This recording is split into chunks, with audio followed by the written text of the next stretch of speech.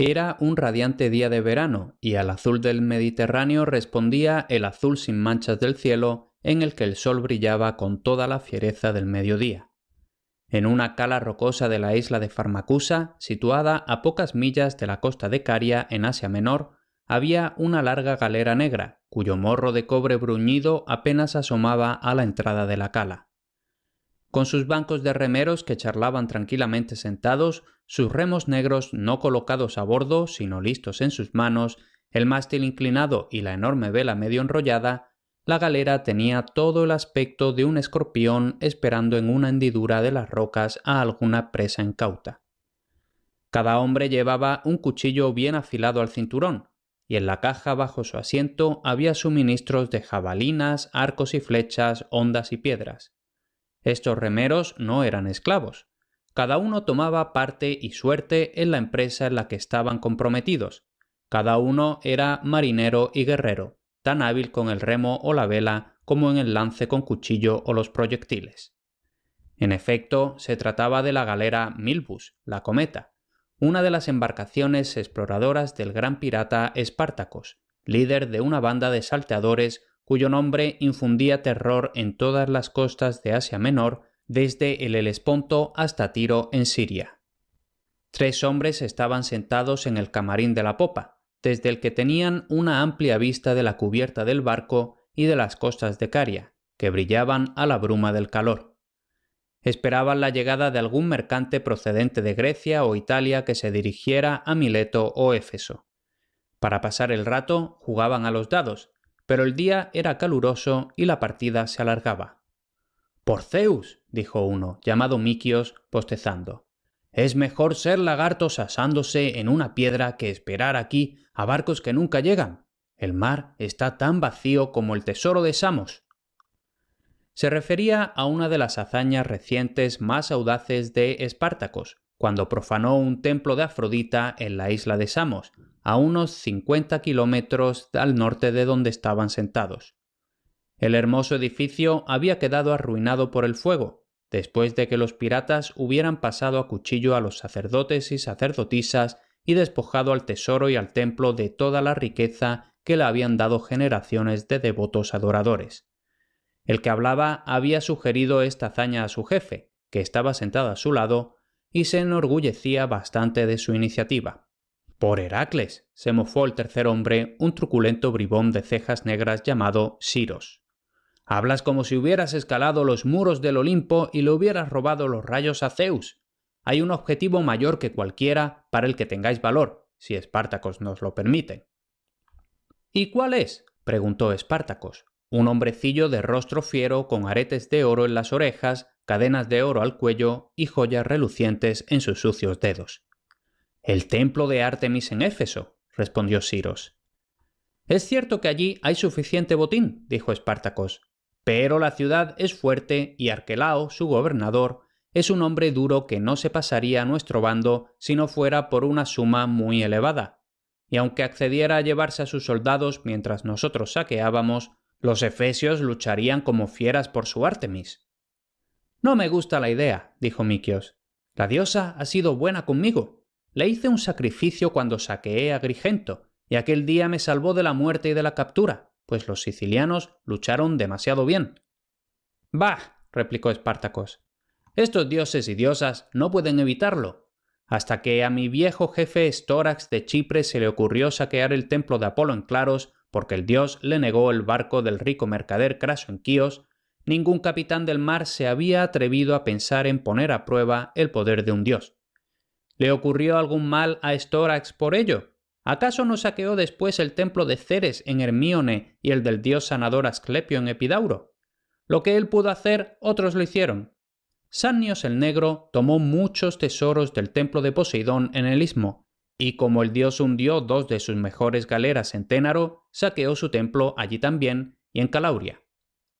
«Pero fíjate, capitán», dijo Mikios, «creo que estas cosas no pasan desapercibidas, por mucho que los viejos dioses hayan caído ahora en desgracia desde que el dios toro Mitra es tan adorado». «¿Qué pasó con Estórax?», preguntarás. «¿No fue asesinado por una mano invisible mientras se deleitaba en su bodega de la montaña de Aspera, en medio de sus leales hombres? Fue una flecha del dios la que lo mató, seguro, pues todas esas muertes son obra de Apolo. ¿Y a Sannios qué le sucedió en Mesina? Mientras navegaba en medio de sus galeras en un mar en calma, esperando a que sus hombres sacaran a los senadores Sexto y Glabrio para pedir rescate, una gran ola llegó desde el estrecho y anegó y ahogó 5 galeras y unos 400 hombres, Sannios entre ellos. «Esos son cuentos de vieja», respondió Espartacos, pero sus palabras no sonaban sinceras. De hecho, la superstición le conmovía tanto como a los hombres más sabios y más humildes en aquellos tiempos, cuando los viejos dioses morían y otros nuevos y desconocidos ocupaban su lugar. Las mentes de los hombres aún se veían más afectadas por las viejas creencias que por las nuevas, y Espartacos no pudo reprimir la sensación de que podía haber algo de verdad en las palabras de su lugarteniente Mikios.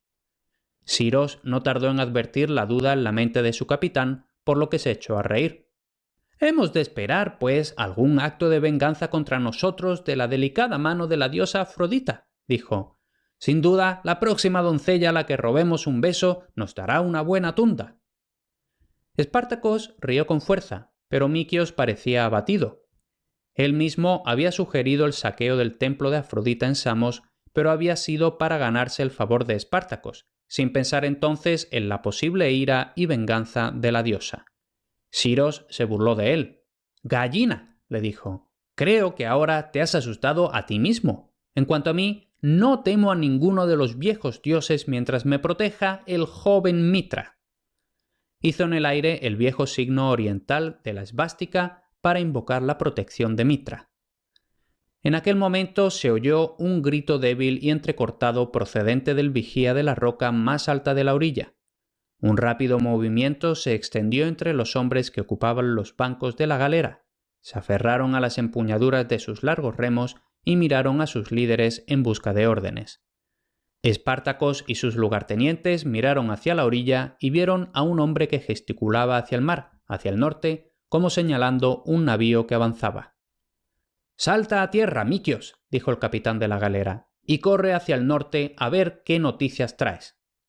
Mikios hizo lo que se le ordenaba y en el transcurso de unos minutos regresó para decir que había 2 galeras mercantes cuyo rumbo mostraba que se dirigían a Mileto. Iban muy cargadas y por lo tanto eran una buena presa. «Llamad a las otras galeras», dijo Espartacos, y pronto un toque de trompeta claro y agudo resonó a lo largo de las rocas y calas de la isla. Tras unas pocas órdenes, empujaron la Milbus afuera de la cala y, seguida por otras 2 galeras que se habían escondido en ensenadas vecinas, se dirigía hacia los barcos mercantes. Con sus largos remos que subían y bajaban de forma regular, las galeras piratas parecían grandes y siniestros monstruos marinos que surcaban las brillantes olas azules. Los remos, al golpear las aguas, las agitaban hasta convertirlas en espuma. El sol brillaba y convertía las agitadas aguas en joyas que centelleaban al caer. El viento cantaba, llevando consigo el olor salado del mar. Los piratas, sin embargo, apenas veían la belleza del mar y del cielo, del sol y del viento. Como aves de rapiña, solo tenían ojos para sus víctimas, y empujadas por los vigorosos brazos de los bribones en las bancadas de remos, las 3 galeras se acercaron rápidamente a los mercantes. Al ver las negras embarcaciones que corrían hacia ellos, los mercaderes aumentaron la velocidad, desplegaron otra vela e incitaron a sus remeros a redoblar sus esfuerzos. Pero los navíos iban demasiado cargados y el jefe de los mercaderes, un hombre gordo y panzudo, se retorcía las manos al ver la rapidez con que los piratas acortaban el intervalo entre los barcos. En la popa, con el jefe de los mercaderes, viajaba un hombre joven y discreto, un romano a juzgar por su vestimenta, de rasgos aristocráticos y porte audaz y seguro. Vestía una túnica de lana blanca con mangas que llegaban hasta las muñecas, donde estaban cortadas con una especie de fleco. La prenda estaba apenas ceñida por un cinto. En aquella época, la túnica con flecos y el cinto holgado se consideraban signos de afeminamiento. En los pies llevaba zapatos de cuero escarlata. Al ver que las galeras piratas se acercaban cada vez más, el joven se rió de los gritos lastimeros del mercader. «Es inútil que te lamentes», dijo con sorna. «Si hubieras esperado a los otros mercaderes, habrías podido derrotar a estos bribones. Tal como están las cosas, te superan en número por 3-2. Pero yo quería llegar al mercado antes que los demás, se quejó el viejo y codicioso mercader. ¡Qué pérdida! Estos bribones me harán pagar muy caro mi rescate. ¡Ay, si hubiera esperado! El joven se dio la vuelta con un bostezo. 2 criados estaban cerca y ordenó a uno que pidiera a su médico que fuera a verle. Al otro le dijo que le llevara la toga y que dijera al resto de sus criados que subieran a la popa. Luego se apoyó ociosamente en el costado del navío y contempló la veloz embestida de la primera galera. El mercader, viendo que no había escapatoria, había ordenado a sus esclavos que dejaran de remar, y sus marineros estaban arriando las velas. Pronto las galeras mercantes perdieron el rumbo y se quedaron inmóviles sobre el agua. Espartacos condujo su galera a menos de 100 metros. Entonces, con una sola palabra, sus hombres dejaron de remar y la galera se deslizó a corta distancia. ¿Qué barco es ese?, le preguntaron. El Vellocino de Oro, de Rodas, fue la respuesta. Propiedad de Vinius el Lidio. Si Vinius el Lidio está ahí, que suba a bordo, fue la orden. Si no está, que venga el capitán. Vinius, el viejo mercader, subió entonces a una pequeña barca con 2 de sus hombres y llevando consigo su dinero y sus joyas, fue conducido a remo hasta la galera pirata. Mientras tanto, el joven aristócrata, rodeado de sus sirvientes, se sentó con Cinna, su amigo y médico, y sacando un pergamino del pliegue del pecho de su toga, comenzó a hablar de su contenido, como si la visita de unos 300 piratas que no daban importancia a hundir las galeras y la gente a bordo de ellas fuera algo cotidiano. Al poco rato, de cada uno de los barcos piratas zarpó un bote repleto de hombres. Abordaron el gran mercante y, tras examinar rápidamente la carga para comprobar su valor, se concentraron en los pasajeros de la popa. Fue la rápida vista de Espartacos la que distinguió al joven caballero romano en el centro de su séquito. Mientras avanzaba por la pasarela hacia la popa, gruñó a Mikios, que estaba tras de sí. «Aquí hay algún vástago de Atenas o Roma que pagará por nuestros servicios». Al llegar a la popa, los piratas se dirigieron hacia el grupo. Los sirvientes se cerraron en torno a su amo, movimiento ante el cual Espartacos rió. «¡Apartaos, perros!», dijo. «Quiero el dinero de vuestro señor, no su vida». «¿Qué pasa, Formio?», dijo el joven romano. Los esclavos abrieron paso a los piratas que se acercaron al joven noble. Este, envuelto en su toga con su franja de color púrpura intenso, levantó la vista con un ligero aire de fastidio por ser molestado. «¿Quién eres?», preguntó Espartacos con dureza, disgustado por el aire altivo del aristócrata. El otro miró a su interlocutor con una sonrisa condescendiente durante un instante. Luego, con un gesto, se volvió hacia su amigo con estas palabras. «Díselo, Cinna». El médico, un hombre de edad avanzada, miró con altanería al pirata y dijo: «Este señor es Gayo Julio César, de Roma». «¿Cuánto pagará por su vida y la de su gente?», preguntó el pirata. Cinna se encogió de hombros y miró a su amo, que sin embargo había vuelto a su libro. Espartacos esperó una respuesta, pero como ni César ni Cinna parecían pensar que la pregunta les concerniera y no intentaron romper el frío silencio, Espartacos, con una furiosa maldición, se volvió hacia Mikios y dijo: «¿Cuánto valen, crees? Por la soberbia que tienen, no bastaría ni el tesoro de Midas». Mikios miró a la multitud de esclavos y libertos como si estimara su valor de mercado y luego murmuró una sugerencia a su capitán. «Lo doblaré», replicó Espartacos. 20 talentos es lo que quiero». César levantó la cabeza y en sus ojos se reflejó una mirada de auténtica cólera. «¿20 talentos?», dijo con frialdad. «Mi buen amigo, me temo que ninguno de los dos sabe de lo que habla. Cualquiera que me conozca os dirá que valgo al menos 50 talentos». Espartacos se quedó mudo de sorpresa. Por regla general, la gente estaba deseosa de pagar el rescate más bajo que sus captores aceptaran, y que un prisionero incrementara el precio que le habían puesto era algo inaudito. Además, la tasación de César, equivalente a casi 1 millón de euros en el siglo XXI, era una cantidad asombrosa. Espartacos hizo un esfuerzo para superar su sorpresa y aceptó la oferta. «Como quieras», dijo con una risa áspera. 50 talentos pagarás antes de volver a ver Roma. Enviaré a mi gente con cartas a Roma, respondió César. Los embarcarás rumbo allí de inmediato, y el dinero estará en tus manos para las calendas de agosto. Espartacos frunció el ceño. De algún modo, este aristócrata parecía estar dando órdenes, y su captor tenía que obedecerlas. El pirata gruñó y se marchó. Al poco rato, las galeras de los mercaderes viraron y remaron hacia la isla, donde anclaron en una pequeña bahía y desembarcaron los ricos aparejos y mercancías para añadirlos a las provisiones de los piratas. César, el mercader y su gente fueron alojados en cabañas del poblado de los piratas, situadas en un amplio campo verde justo debajo de la alta roca que formaba el puesto de vigía de Espartacos y su banda. Allí esperarían el momento de recibir el dinero de los rescates. En pocas horas, César había escrito sus cartas a amigos y parientes en Roma, y a la mañana siguiente el barco mercante más pequeño fue ocupado por los piratas, los libertos y esclavos de César, que debían llevar las cartas. Subieron a bordo y, con viento favorable, se puso rumbo a Italia. El mismo día, los piratas, en una de sus propias galeras, llevaron a algunos de los esclavos del mercader a Mileto, que estaba a pocas millas de distancia en tierra firme. César también envió cartas a través de ellos a sus amigos de Asia Menor, en particular a Nicomedes, el rico rey de Bitinia. Un día, César se dirigió a un grupo de piratas mientras estaban sentados después de la cena y les dijo que iba a recitar un discurso que había compuesto. Era una versión revisada de la parte final del discurso que había pronunciado en el foro cuando había acusado a Antonio Híbrida de gobierno corrupto en Macedonia.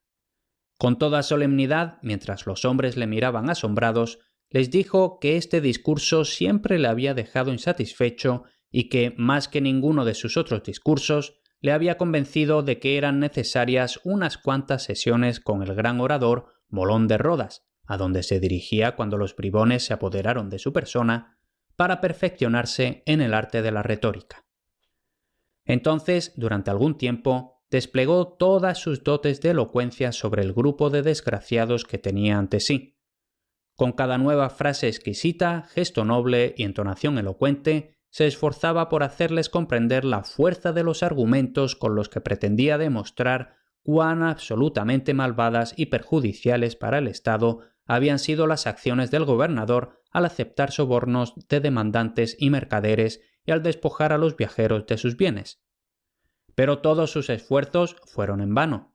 Los piratas no se impresionaron lo más mínimo e incluso se rieron de él, y a mitad de su discurso muchos se apartaron y empezaron a jugar a los dados o a un juego con huesecillos llamado mora. Cuando terminó, César los miró con amargura mientras se repantingaban en sus lugares. Algunos bromeaban sobre los gestos que había hecho. Espartacos dijo que le parecía demasiado hablar tanto de un hombre que se había llevado unos pocos bienes y sumas insignificantes de oro, mientras otro rufián, que se suponía que era un tipo muy cómico, empezó a provocar carcajadas en un rincón imitando los movimientos y los gestos de César mientras hablaba. «¡Idiotas y bárbaros!», gritó César. «Es como arrojar perlas a los cerdos o dar oro a los asnos el exponer ante vosotros la rica oratoria que yo poseo». «Parece que los sabios no hacéis otra cosa que hablar», gruñó Siros. «En cuanto a nosotros, los marinos, puede que seamos hombres rudos, pero hacemos mucho más de lo que hablamos.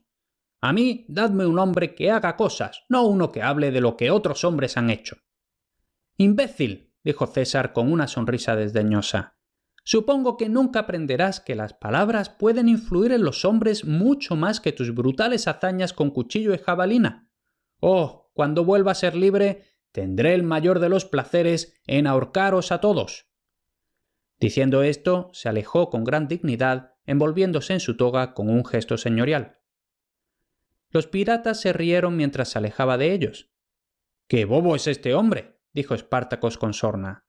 «Es todo palabras. Nunca nos ha contado nada que haya hecho él mismo». «Ya se lo dije yo», dijo Siros. «Seguro que vomitaría si viera morir a un hombre. Y habla de crucificarnos». En otras ocasiones, César dirigió discursos a los piratas e incluso les recitó algunos de sus poemas. Veía, en efecto, que no apreciaban nada tan extraño a su modo de vida como la oratoria y la poesía, pero su carácter dominante e imperioso, que no temía sus naturalezas brutales, le hacía tratarlos de este modo.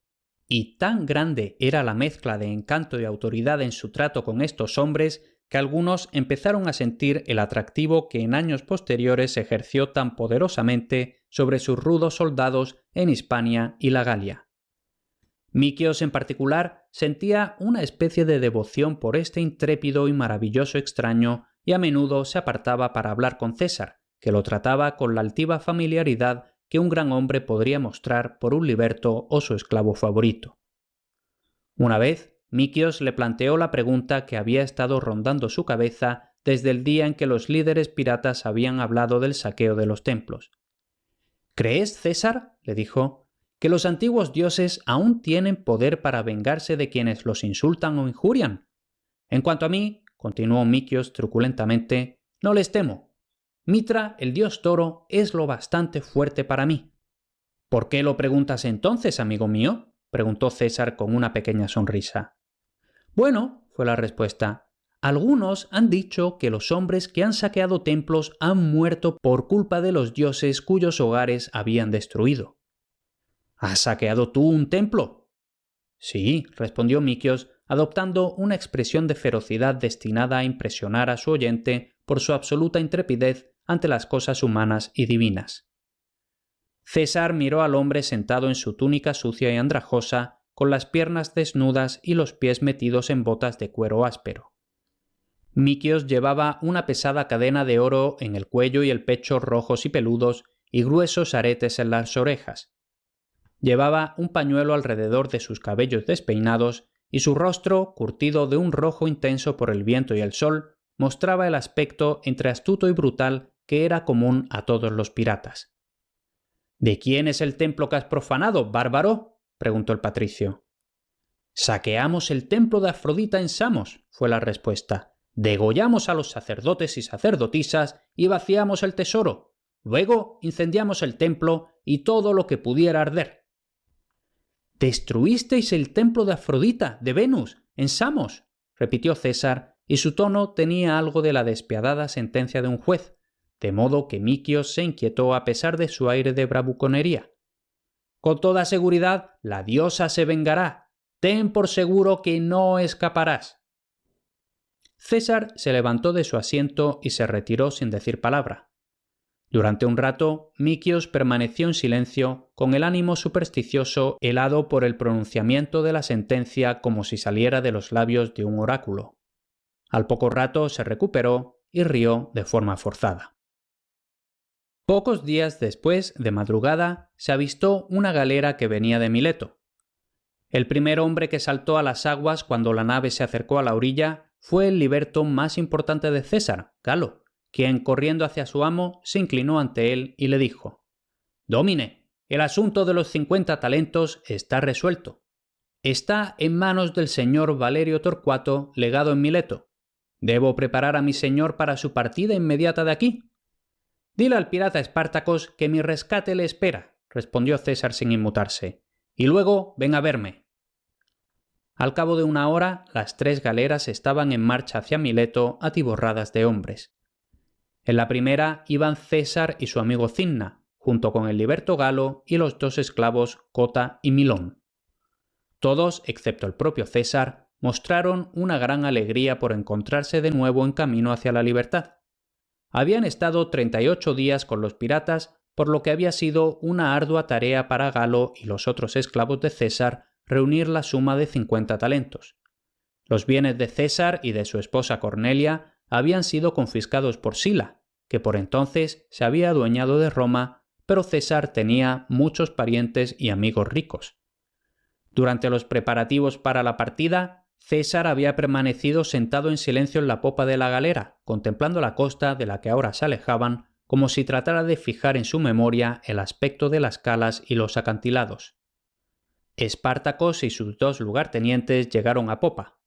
Estaban muy contentos ante la perspectiva de recibir una suma tan elevada por su rehén, pero, aunque Espartacos no preveía ningún ardid, siempre había tenido la costumbre, en estos casos, de asegurarse de todo. Sabía de piratas que habían sido llevados a un lugar en el que se iba a pagar un rescate para luego ser atacados y aplastados por tropas ocultas.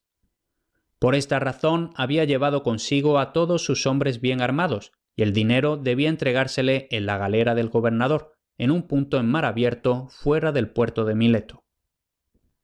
«No puedes decir que no te he tratado bien, César», dijo Espartacos con una risa ronca. 50 talentos de golpe no suelen caerle a un pobre corsario, pero creo que yo y mis compañeros te hemos tratado como a un rey. Ya me encargaré yo de que tu amable trato hacia mí no te beneficie si alguna vez te presentas ante el juez de Pérgamo, fue la sonriente respuesta. Ninguna palabra mía te librará de la cruz. Haz todas las bromas que quieras, dijo Espartaco riendo. Si alguna vez vuelves a caer en mis manos, te prometo que aumentaré tu rescate. La próxima vez serán 75 talentos, por esa lengua afilada tuya. Siros y Mikios rieron a carcajadas. Aquello era pagar al señor romano con su propia moneda. Ahí está la galera del legado, dijo Espartacos, y aguzó los ojos sobre el mar y se alejó hacia el puerto, donde el mar alzaba sus aguas enjolladas y centelleantes a la luz del sol. Pero solo había unos pocos barcos pesqueros aquí y allá, y ninguna galera armada devolvía los rayos del sol desde su reluciente espolón de bronce. El trámite terminó pronto.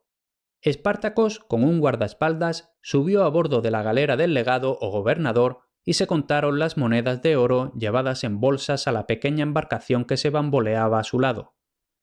El gobernador, un viejo y corpulento romano de rostro rubicundo, aguardaba impaciente mientras se contaba el dinero y cuando terminó, Espartacos gritó a Mikios, que estaba en la primera galera pirata, que pusiera a César y a su gente en un bote y los cruzara remando.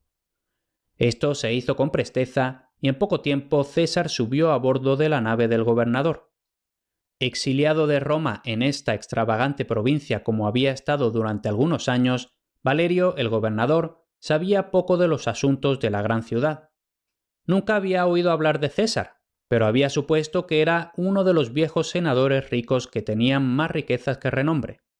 Su sorpresa fue mayúscula cuando se le acercó un joven de unos 23 años vestido a la moda. Sin embargo, Valerio le dio una calurosa bienvenida, pues su respeto estaba en consonancia con la enorme cantidad de rescate que se había pagado. Cuando César subió a bordo, Espartacos saltó a su propia barca y sin más demora la galera del gobernador se dirigió hacia la costa y el navío no tardó en encaminarse hacia la comida que el viejo gobernador había estado esperando con impaciencia. Valerio invitó a su huésped a cenar con él cuando llegaran a su villa de Mileto al cabo de una hora. «Gracias», respondió César, «pero hoy no cenaré. Sí te voy a pedir que me prestes 4 galeras y todos los buenos combatientes que puedas comandar». Valerio dudó. «¿Para qué quieres todo eso?» «Te pagaré 3 talentos por el préstamo», respondió César, «y tendrás de vuelta tanto las galeras como los hombres sin mucha pérdida». «Si piensas atrapar a esos piratas», comenzó a decir Valerio. «No pienso en ello», replicó César en tono cortés pero firme. «Voy a atrapar a esos bribones, a cada uno de ellos, y los colgaré como cuervos a lo largo de la costa para asustar a otros sucios bribones». Hacía tiempo que Valerio había dejado atrás sus días de lucha. Ahora le gustaban las comidas bien cocinadas y los vinos griegos, pero reconocía a un hombre dominante cuando lo veía, y sin decir una palabra más aceptó.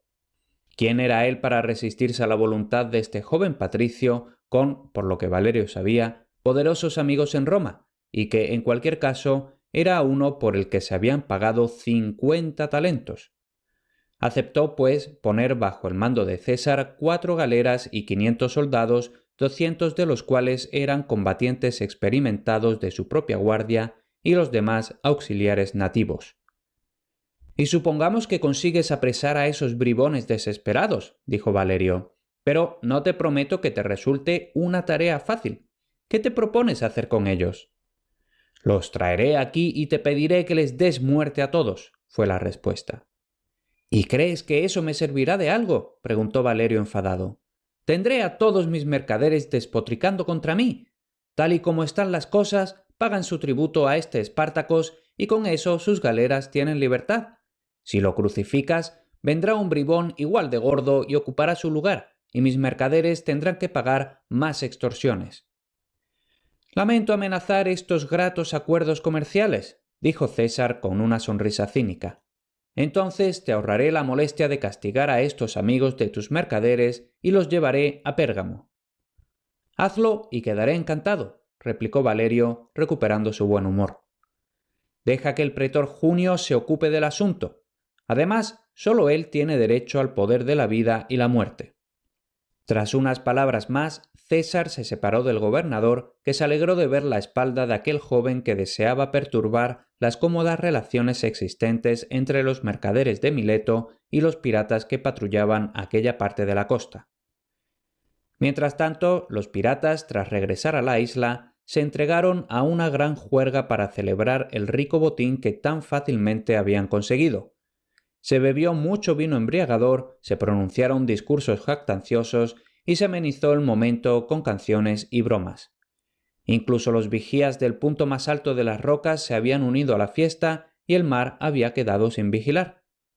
Por tanto, cuando con la brusquedad de una tempestad surgida del cielo estival, los hombres se abalanzaron sobre ellos desde entre las rocas, los piratas, medio aturdidos, apenas pudieron oponer resistencia a lo que se les antojó un número abrumador.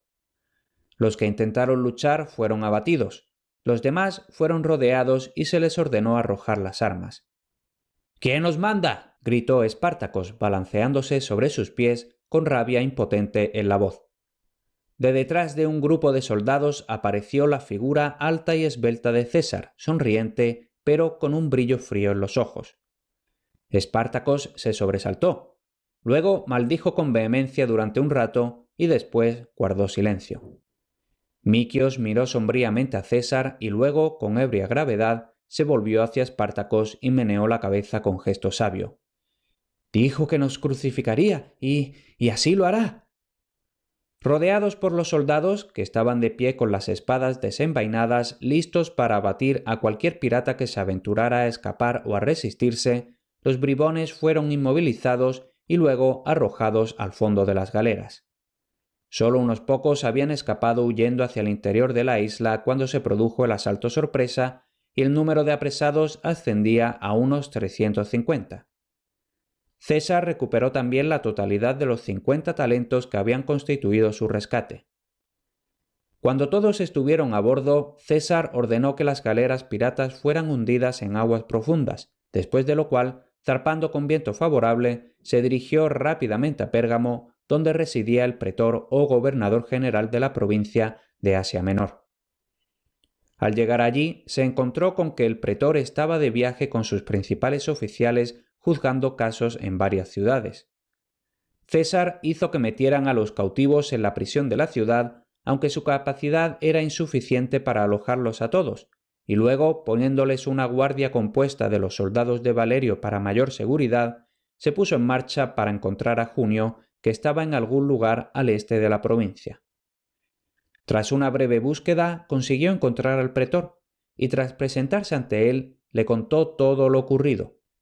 Junio, una persona de aspecto austero y astuto, habló poco mientras le contaban la historia, pero al enterarse de que César había recuperado los 50 talentos, además de otros botines que habían sido capturados y acumulados por los piratas, sus ojos brillaron con avidez.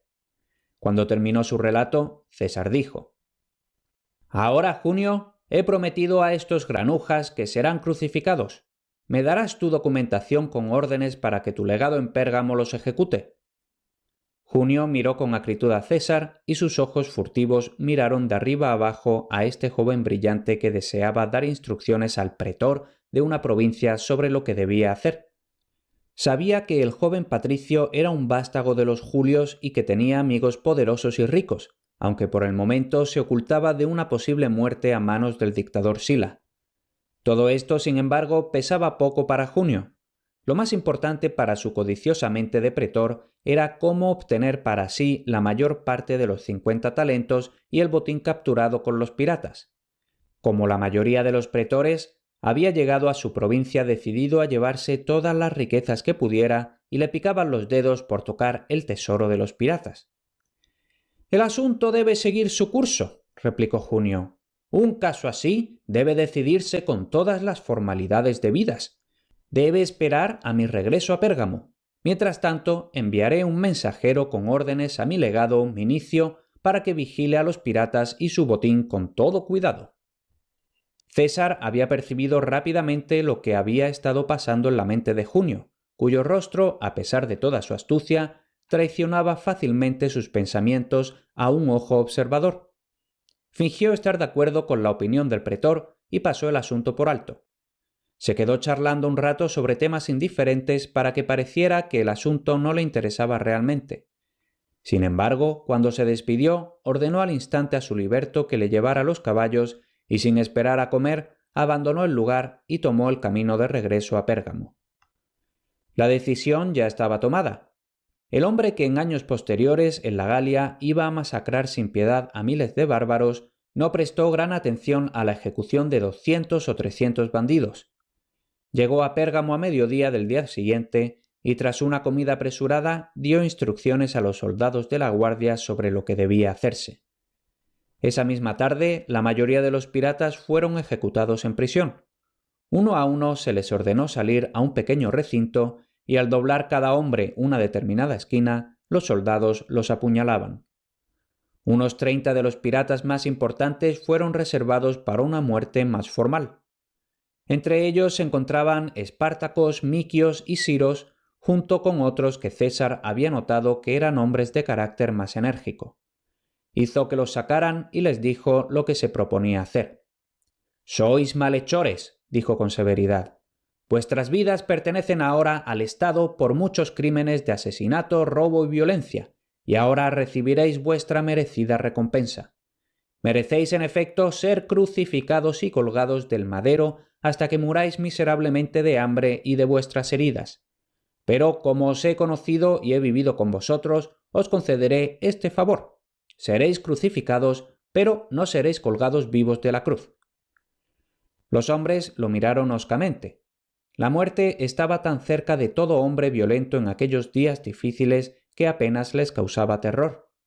Algunos lo maldijeron y miraron a su alrededor como si quisieran librar una última batalla por la vida, pero las filas de soldados rígidos con espadas ensangrentadas en las manos no les daban ninguna esperanza.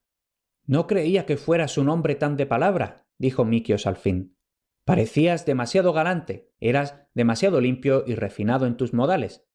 Ah, si lo hubieras sabido, te habría estrangulado mientras nos sonreías. Pero ahora, mira, César», continuó con una risa burlona, «voy a demostrar que en tus palabras había algo de mentira. Dijiste que Venus me castigaría con la muerte por haber profanado su templo. ¿Cómo puede castigarme ahora?» «No has escapado a la venganza de la diosa», dijo César con severidad. «Soy de la familia de los Julios, del linaje nacido de la diosa. Así pues, a través de mí, la diosa se venga de ti». Cuando el sol, sumergiendo su dorado rostro en el mar de color del jacinto, brilló aquella tarde uniformemente a lo largo de las olas y la orilla, sus rayos proyectaron 30 largas sombras a través de los campos más allá de la playa. Los cadáveres de Espartacos y 29 de sus camaradas colgaban de las altas y enjutas cruces, con sus ojos sin vista mirando al sol que se ponía.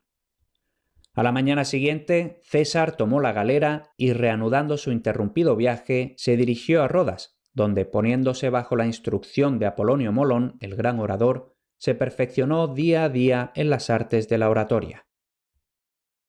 En esta época, el poder de los piratas del Mediterráneo estaba en su apogeo. Ningún país de las costas del mar estaba a salvo de sus depredaciones en muchos kilómetros tierra adentro. Desde los albores de la historia, los piratas habían surcado el Mediterráneo, pero desde hacía unos 40 años, circunstancias especiales les habían proporcionado los medios para aumentar su influencia. La conquista de Grecia por los romanos había arrojado a miles de griegos desposeídos y descontentos a las filas de los saqueadores marítimos. Luego habían venido las guerras civiles en Roma, que habían hecho que los romanos pasaran por alto los acontecimientos que ocurrían en el mar. Y por último, la ayuda prestada por los piratas a Mitrídates, rey del Ponto, en su larga guerra contra el Estado romano, había aumentado su confianza y audacia. Cada isla del Egeo era un nido de piratas, y sus barcos acechaban detrás de numerosos promontorios boscosos y en muchos arroyos sombríos a lo largo de las costas del continente, desde las columnas de Hércules hasta las costas de Siria. Quizá Cilicia, en Asia Menor, fuera la cuna de la piratería. Se trataba de una tierra montañosa, cubierta de bosques casi impenetrables, con una costa repleta de desembocaduras de ríos y arroyos. Estas últimas ofrecían numerosos puntos de refugio para las largas galeras negras, y los escondrijos de las colinas proporcionaban refugios protegidos donde, cuando los almirantes romanos los perseguían demasiado de cerca, los piratas podían ocultarse, y donde, cuando su poder aumentaba, escondían a sus rehenes y su botín. Creta y Chipre eran también los lugares favoritos de los corsarios, pero a medida que aumentaba su arrogancia, salían audazmente de sus escondites y se lanzaban a mayores objetivos. Seguían saliendo como arañas de sus agujeros cuando los vigías les avisaban de que se acercaba una galera mercante, pero también formaban alianzas entre ellos y, uniendo sus fuerzas, atacaban las ciudades ricas de la costa y se apoderaban de los lugares protegidos. Las ciudades debían ser rescatadas por los mercaderes que vivían en ellas, quienes en adelante debían pagar tributo o el chantaje de los piratas en contraprestación por permitir que sus galeras anduvieran libremente por el mar. Entonces también se unían a ellos ciudadanos prominentes u otros hombres ricos, ya fuera por la vida aventurera o por la riqueza que se podía obtener del botín. Como resultado, la audacia de los piratas creció cada vez más. El número de sus galeras aumentaba y la riqueza de sus aparejos era asombrosa. Sus grandes velas se hacían de paño rojo o púrpura, los espolones y las popas de sus galeras devolvían la luz del sol con brillantes destellos de bronce, los toldos de seda se extendían a lo largo de las popas y las empuñaduras de los grandes remos estaban chapadas en plata. Así, en lugar de salir sigilosamente de sus escondrijos para cometer sus fechorías, ahora llamaban la atención y exhibían sus adornos mal habidos a plena luz del día. En algunas ciudades celebraban grandes juergas y fiestas continuas, se procuraban músicos y bailarinas y corrompían a la gente honrada prodigándoles sus fáciles ganancias e invitando a todos y cada uno a sus juergas de borrachos y a sus ricos banquetes. Pronto se dijo que dominaban 400 ciudades en torno al Mediterráneo, que el número de sus galeras superaba el millar y que sus naves eran tan rápidas y fuertes y las tripulaciones tan aptas en destreza marítima y conocimiento del mar y tan agudas en la lucha, que ni siquiera Roma, que se jactaba de ser la dueña del mundo, podía ya esperar dispersarlas y destruirlas. A lo largo y ancho se extendían las huellas de sus fechorías. Una mañana cualquiera, cuando los primeros rayos del sol brillaban en el elevado atrio de alguna encantadora villa encaramada en medio de los verdes bosques que dominaban el azul del Mediterráneo, y la familia de un rico romano o griego acababa de levantarse, se oía un grito de terror que crispaba los nervios, helaba el corazón y llenaba los ojos de apacibles mujeres y niños con los arrebatos del horror. ¡Los piratas! ¡Los piratas! Subían por la orilla en tropel desde los barcos, que se habían acercado sigilosamente en la penumbra del amanecer, y rápidamente, con gritos roncos, se precipitaban por las espléndidas habitaciones, manchando el mármol blanco de los suelos con la sangre de leales sirvientes o de marido, hermano, hijo o padre, y, precipitándose en los aposentos de las mujeres, se apoderaban de ellas y las llevaban desfallecidas o forcejeando a sus galeras, para venderlas en el mercado de esclavos de Delos o mantenerlas como esposas en sus escondrijos o, si eran mujeres de familia patricia, retenerlas hasta que sus parientes pagaran el rescate. Extendieron sus incursiones tierra adentro y se convirtieron en grandes saltadores de caminos, infestando las carreteras de las grandes ciudades y cobrando peaje a los mercaderes y viajeros que pasaban por allí. Tan audaces eran a veces que incluso penetraban en las propias ciudades, y tan grande era el terror que inspiraban su nombre y sus crueles acciones, y tan débiles y estúpidos eran los hombres con autoridad, que nadie se atrevía a levantar una mano para castigar su insolencia. Así, un grupo de ellos entró un día en las concurridas calles de Feras y, subiendo al foro, donde Sextilio, el pretor de la provincia, estaba sentado con su toga con púrpura en la silla curul impartiendo justicia, se lo llevaron con sus lictores y sirvientes y lo retuvieron en una galera hasta que sus amigos lo rescataron. También apresaron a Belino, pretor de África, cuando surcaba el mar que llevaba de Calama a Mina, y con sus guardias lo mantuvieron cautivo en el monte Aspera, en Tauro, hasta que fue rescatado. Nada era sagrado para ellos, y no conocían la misericordia. Vendieron a miles de niños como esclavos, pues los niños y niñas bonitas eran muy apreciados como coperos y sirvientes en aquellos días tan duros. Tampoco había respeto alguno en las mentes de los corsarios, templos que habían permanecido hermosos a la luz rosada de la mañana y la tarde durante 100 años, construidos por manos devotas y venerados por generaciones de hombres y mujeres piadosos, fueron destruidos sin piedad, arrancados sus tesoros, asesinados o vendidos sus sacerdotes y sacerdotisas. Despreciaban especialmente a los romanos importantes que capturaban. Una vez asaltaron un barco mercante en el que viajaba un senador llamado Claudio. Cuando los piratas, tras apiñarse a bordo, estaban pasando a los pasajeros y a la tripulación en los botes para enviarlos a tierra, el senador, enfadado por ser tratado como si no fuera más que uno de la multitud, gritó: «¡Soy Claudio Claro, senador romano!». El jefe de los piratas, un bribón alargado y delgado con cara burlona, se giró al oír el grito, se puso a temblar y miró al senador de forma suplicante. Los demás piratas siguieron el ejemplo de aquel desgraciado, cuyos juegos les habían divertido a menudo, y empezaron a darse palmadas en los muslos como si estuvieran consternados. Algunos cayeron de rodillas, aparentemente aterrorizados por la falta de respeto que le habían mostrado. «¡Perdónanos, perdónanos!», gritaban. «No sabíamos quién eras, noble señor». Algunos le llevaron la capa y se la presentaron humildemente. Otros le llevaron los zapatos y se ofrecieron a ponérselos. Él, engañado por sus modales y siendo un hombre de buen carácter, exclamó que los perdonaba. Pero ellos no desistieron de su actitud y el cruel juego continuó durante algún tiempo.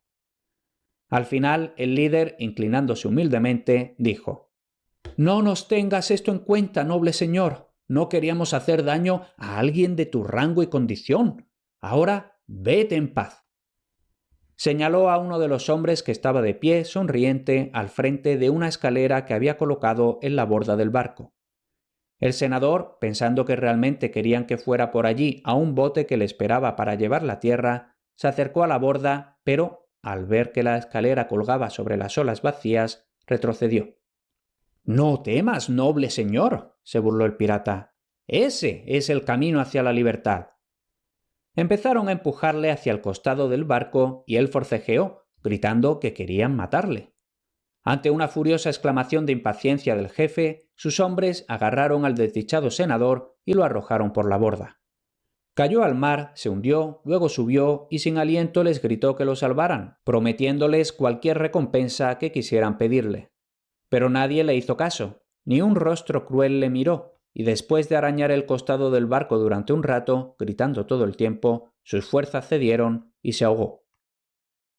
Por insolentes y arrogantes que hubieran sido los piratas, hasta entonces no se habían atrevido a interferir en gran medida con los barcos de grano que iban y venían entre el Tíber y Egipto, transportando grano de las fértiles tierras del Nilo para llenar los graneros de Roma. Tampoco cortaban el paso a los comerciantes que se dirigían a la ciudad de las 7 colinas, pero hacia el año 78 a.C. se habían vuelto tan audaces como para detener el comercio desde Roma, y entonces los senadores tuvieron que armarse de valor. Decidieron erradicar a los piratas de sus guaridas en Cilicia y para ello enviaron al procónsul Servilio al frente de una escuadra para destruirlos por completo. En 3 difíciles campañas en los arroyos y entre las montañas de Cilicia, infligió grandes pérdidas a los piratas, y a su regreso a Roma le dieron un triunfo. Habían ganado una batalla, pero no la guerra. Cuando en el año 73 el gladiador Espartaco, con su ejército de esclavos fugitivos y bandidos, desafió el poder del Senado romano, negoció con los piratas para que le ayudaran, y a lo largo de las costas de Italia llevaron a cabo muchos actos de destrucción, mientras que Espartaco derrotaba a un general tras otro enviado contra él por los campos de la península. En el año 71, Espartaco fue abatido y los piratas desaparecieron durante 1 o 2 años. Entonces sus depredaciones se volvieron más insolentes de lo habitual, y los senadores tomaron medidas tímidas contra ellos. Su método consistía en conseguir que algún aliado marítimo les prestara una flota que ponían al mando de un general que, tras quemar unas cuantas galeras piratas, capturar una o dos ciudades y dar muerte a algunos centenares de bandidos, consideraba que ya había hecho bastante. De hecho, los romanos odiaban y temían el mar. Nunca habían sido marineros, y hasta el final de su historia nunca llegaron a dominar el mar. Por lo tanto, nunca mantuvieron una flota permanente, y a todos los efectos dejaron las aguas del Mediterráneo en posesión de los astutos piratas que amaban los barcos y el mar. Si los asaltantes del mar no hubieran desconfiado unos de otros, sino que se hubieran agrupado bajo algún líder de talento, a Roma le habría resultado realmente difícil acabar con ellos. Pero los malhechores no podían actuar de común acuerdo. Cada clan de marinos se mantenía en su propia parte del Mediterráneo y cualquier corsario que se encontraba fuera de su territorio era tratado con dureza. Los isleños de las Baleares dominaban todos los mares de Hispania, el sur de la Galia y las costas de Mauritania. Una horda de dálmatas dominaba el Adriático, las galeras de los cretenses acechaban las islas del Egeo y desde las costas de Asia Menor hasta la desembocadura del Nilo, los panfilios y los cilicios barrían los mares con sus flotas que a veces contaban con un centenar de naves. Hacia el año 67 a.C., las incursiones de los piratas se estaban volviendo demasiado audaces incluso para que los romanos, que odiaban el mar, siguieran soportándolas con tanta paciencia. De hecho, los piratas les atacaban donde eran más vulnerables, en su suministro de alimentos. Llegó una mala temporada en la que los campos de cereales de Italia se vieron afectados por plagas y enfermedades. Al mismo tiempo, los barcos egipcios que transportaban el esperado grano no llegaron, y pronto se supo que los sacos de dorado cereal destinados a las hambrientas multitudes romanas estaban siendo vendidos por los insolentes piratas en los mercados de Asia Menor y las islas griegas. Al instante hubo un clamor de venganza. Se produjeron disturbios en Roma y los senadores se vieron obligados a emprender la destrucción de aquellos que estaban amenazando la vida misma del Estado. Afortunadamente, Roma tenía en Pompeyo al general perfecto que, a diferencia de los muchos generales que hasta entonces solo habían hecho chapuzas, cumpliría con su deber a la perfección y pondría fin a la campaña de forma satisfactoria. El pueblo confiaba tanto en sus poderes que le concedió el control total del Mediterráneo durante 5 años. Debía tener bajo su mando una flota de 500 galeras, mayor que cualquiera de las que se habían reunido hasta entonces, y su autoridad había de anular los poderes de los cónsules y pretores al frente de cada una de las provincias romanas cuyas costas estaban bañadas por las aguas del Mediterráneo. Pompeyo tenía 24 lugartenientes a sus órdenes, junto con 120.000 soldados de infantería y 5.000 de caballería. Reunió a sus lugartenientes en Brindisi, donde estaba reunida la mayor parte de la gran flota, y les expuso sus planes. Cada hombre debía tener a sus órdenes un cierto número de galeras y con ellas debía mantenerse dentro de una zona determinada del Mediterráneo, y en esa zona debía buscar y destruir todos los bastiones piratas y quemar o hundir todas las galeras pertenecientes a los corsarios. Había 13 de estas divisiones que, como pronto comprobaron los piratas, eran como las partes de una gran red, pues si huían de una, caían en otra. En primer lugar, Pompeyo limpió los mares cercanos a Roma, y día tras día sus galeras vigilaban el mar Tirreno y la vecina costa de África, Cerdeña, Córcega y Sicilia. Bajo el sol abrasador y sobre las aguas azules del Mediterráneo, las galeras se abrían paso empujadas por los brazos musculosos de los esclavos y ayudadas por las velas. Muchos piratas se esforzaban por huir y muchos de ellos lograban escapar en sus veloces galeras, pero otros eran alcanzados. A continuación, la galera romana y la nave pirata maniobraban con rapidez para colocarse en posición de embestida, lo que les permitía destrozar el costado de la embarcación pirata o romper los remos a lo largo de uno de sus costados y sumir a los remeros en la confusión.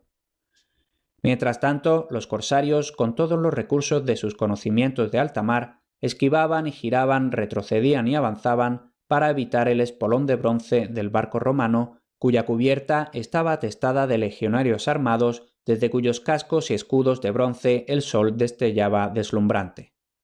Al mismo tiempo, los romanos disparaban grandes piedras contra los piratas mediante catapultas, con la esperanza de abrir un agujero en el fondo del barco, o lanzaban estopa y trapos encendidos o fuego griego con la esperanza de incendiar la galera de su enemigo. Un amago, un regreso rápido que hacía crujir los músculos de los sudorosos esclavos de los bancos de remos, y entonces el espolón de la galera romana se estrellaba contra el barco pirata. Los remos volaban hechos astillas y los remeros piratas salían despedidos unos contra otros con las extremidades o la cabeza rotas. Los garfios saltaban de los costados del barco romano y entonces las dos galeras se enzarzaban en una lucha a muerte. Sobre el mar iluminado por el sol, los fieros romanos se abalanzaban sobre los costados de las galeras que se balanceaban para encontrarse con una defensa igual de feroz por parte de los piratas.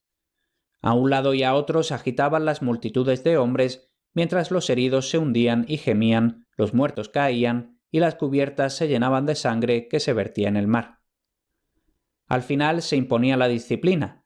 Los piratas, derrotados hasta la popa, solo veían ante ellos los rostros feroces y las espadas cortas y afiladas de los legionarios, y detrás de ellos el mar. Gritaban pidiendo cuartel, arrojaban sus armas y eran rápidamente encadenados o atados con cuerdas. Y así, hechos cautivos en su propio barco, en el que tantas veces habían sido vencedores y habían hecho tantas crueldades a prisioneros indefensos, pronto eran conducidos por el mar hacia su prisión. O los generales romanos, arrastrándose al amanecer, desembarcaban a sus hombres en un rincón boscoso y rodeaban alguna fortaleza o ciudad de los piratas, y pronto el fuego y la espada expulsaban a los ladrones como avispones de un nido en llamas. Si se hacían a la mar en sus galeras, las naves romanas que los esperaban los llevaban de nuevo a tierra, hasta que al final se veían obligados a rendirse. Los esfuerzos de Pompeyo eran tan infatigables y tan incansables que no pasó mucho tiempo antes de que inspirara a los piratas gran terror por su implacable persecución, sus duros golpes y las cualidades combativas de sus soldados. Además, trataba a sus cautivos de una manera humana, que los piratas no esperaban y ciertamente no merecían. Esto indujo a muchos de los malhechores a someterse sin luchar, y de ellos Pompeyo se enteraba del paradero de fortalezas y puertos secretos, lo que le permitía erradicar a los piratas que habían huido a ellos. Los oficiales de Pompeyo, es de suponer, no eran tan compasivos como él, y solían ahorcar o ahogar a muchos de los ladrones que caían en sus manos. Durante 40 días continuó esta redada de piratas a gran escala, con tal energía que se veía que las aguas occidentales estaban prácticamente limpias de bandidos. Sin embargo, aún quedaba un gran número en los mares orientales, entre los que se encontraban los más sanguinarios y feroces corsarios. Estos habían enviado a sus familias, tesoros y esclavos a refugios secretos entre las cañadas y precipicios del monte Tauro, mientras que ellos mismos, tripulando sus galeras, resolvieron unirse en un último intento de aplastar a su agresor. La lucha tuvo lugar en Coracesio, en Cilicia, y se libró con tenacidad. Una vez más, los piratas no tuvieron nada que hacer contra los disciplinados soldados de la República, que, curtidos en duras campañas y expertos en todas las artes de la guerra, eran más que rivales para los despiadados asaltantes de ciudades indefensas y villas solitarias y los asesinos de mujeres y sacerdotes indefensos.